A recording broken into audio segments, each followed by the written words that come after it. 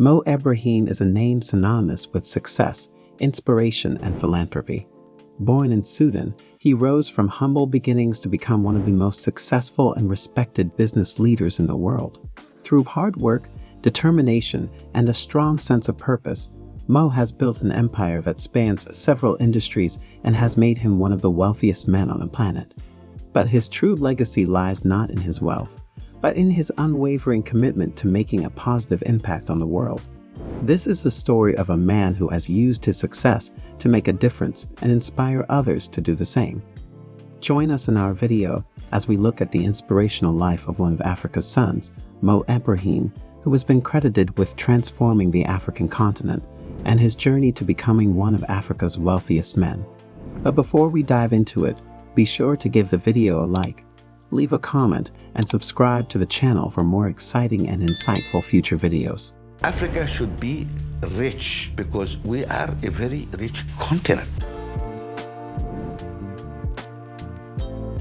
Mo Ibrahim was born on 3rd May 1946 in Sudan. He is the second of 5 children, 4 of whom were boys. He is of Nubian descent, an ethnic group indigenous to what is now northern Sudan and southern Egypt, and one of the world's oldest civilizations. He attended the Nubian school in Alexandria after his family relocated there when he was very young.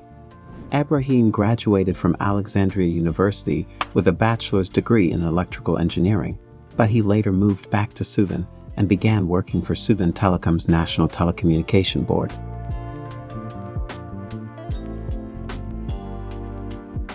He continued to work in Sudan until 1974, at which point Mo moved to England to attend the University of Bradford to earn his master's in electronic and electrical engineering.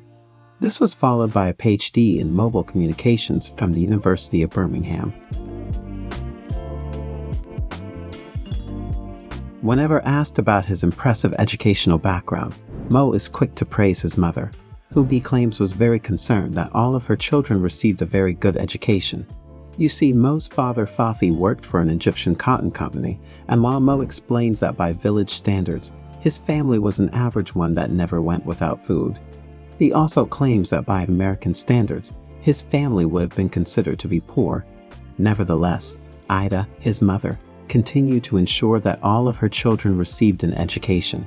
Mo claims that his mother strongly believed in the value of education as a means of advancement and worked hard to ensure the educational success of Mo, his sister, and his 3 brothers.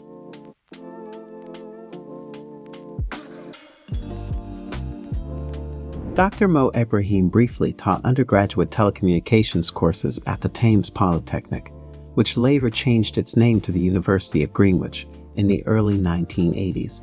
He specialized in mobile communications, which at the time wasn't in style, although his academic research on radio frequency reuse was groundbreaking. But he left to join British Telecom, where he later advanced to the position of technical director at Cellnet, now O2, a subsidiary of the country's largest telecom company. It was a frustrating experience due to British Telecom's failure to recognize the potential of new technology, and he spent 6 years dealing with committees, infighting, and a lack of investment.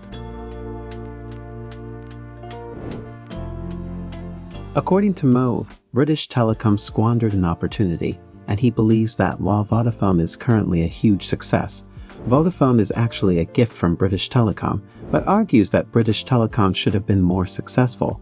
Mo thinks that despite the fact that he left British Telecom because of its obscene bureaucracy, it was a great opportunity for him to pick up some skills that would be essential to his future success in business. He discovered everything we ought to avoid doing in order to run a successful business. He declared himself a consultant after quitting. In order to produce superior, interference-free coverage, he founded Mobile Systems International, also known as MSI, which developed technical specifications for operators. The business quickly surpassed all competitors to become the largest vendor of technology, and it was responsible for up to 50% of all European digital networks. Due to the company's success, Mobile Systems International even employed about 400 engineers in the United States. By the time he sold MSI to Marconi for $916 million at the beginning of 2000, The company had 800 employees and 17 international subsidiaries. The large bulk of these employees were engineers, and among them, they owned 30% of the shares, which Ibrahim is proud to have coaxed and otherwise persuaded them to purchase.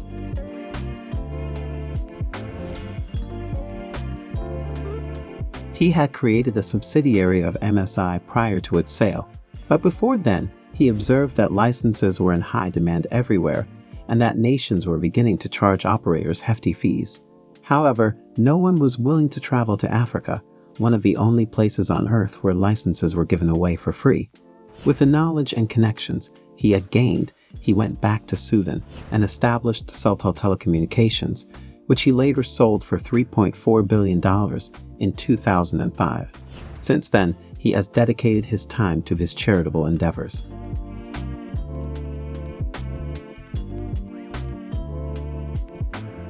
Mobile phone users on the continent increased from 7.5 million in 1999 to 76.8 million in 2004, a 58% average annual growth. Along with the emergence of ancillary businesses like airtime and phone charging kiosks, the mobile phone also brought Africa some other unexpected advantages. Radio stations asked the public to call in about irregularities or instances of intimidation during the 2000 elections in Ghana. Their reports were broadcast live on air. According to Stephen Chan, a professor of international relations at SOAS, the School of Oriental and African Studies at the University of London, it took the Zimbabwean government at least 3 months to rig the results of its first election in 2008 because the actual results were being transmitted by mobile phone faster than they could have been fabricated.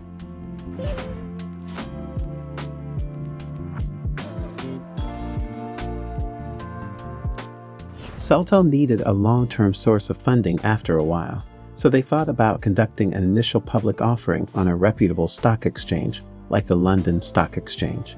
When word spread that they were thinking about going public, they were inundated with competing offers.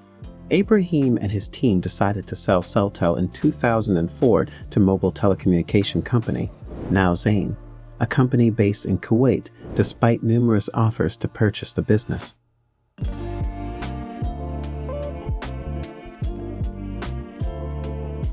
When Celtel was sold for $3.4 billion in 2004, the employees split $500 million among themselves, making 100 people, mostly Africans, millionaires.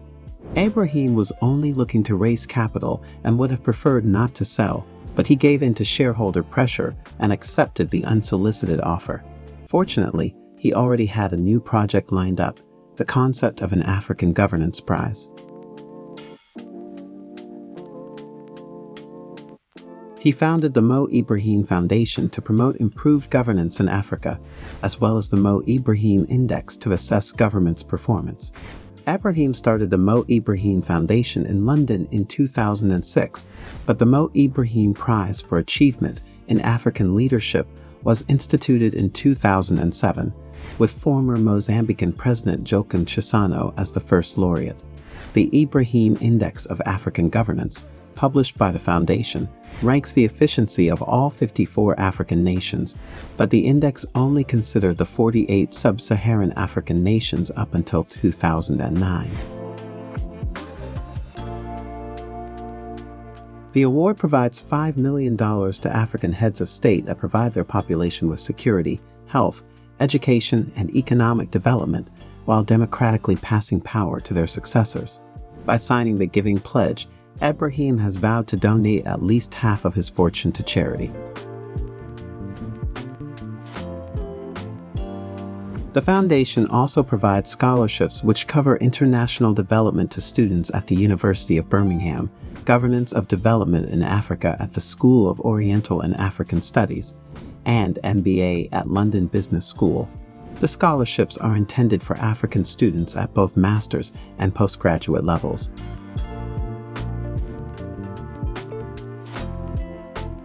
Ibrahim married Hania Morsi Fadel, an Alexandria University graduate from a year before him, whom he had known since childhood in 1973. They are now divorced, and Fadel is a Sudanese-born British radiologist who runs Sudan's Toll Breast Cancer Center.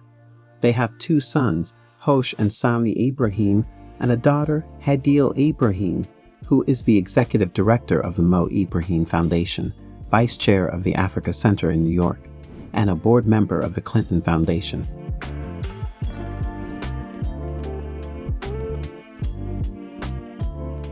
Ibrahim currently resides in the United Kingdom and is working to combat corrupt leadership in Africa through the Mo Ibrahim Foundation, which is led by his daughter, Hadil. He owns the majority of Satya Capital, a private equity fund that invests in African entrepreneurs like Pan-African digital firm Cellulant. Mohammed Ibrahim is one of the wealthiest persons in the world, with a net worth of $1.2 billion, according to the Forbes billionaire list. Mo Ibrahim was ranked first on the yearly Power list of notable Black Britons and was also nominated for the Time Top 100 list in 2008. So there you have it, the captivating biography of Mo Ibrahim's rise to success. If you enjoyed this video, watch also the next video on your screen, which looks at the 17 richest Black billionaires and how they made their wealth. Be sure to leave a comment, give the video a like, and subscribe for more exciting and insightful future videos.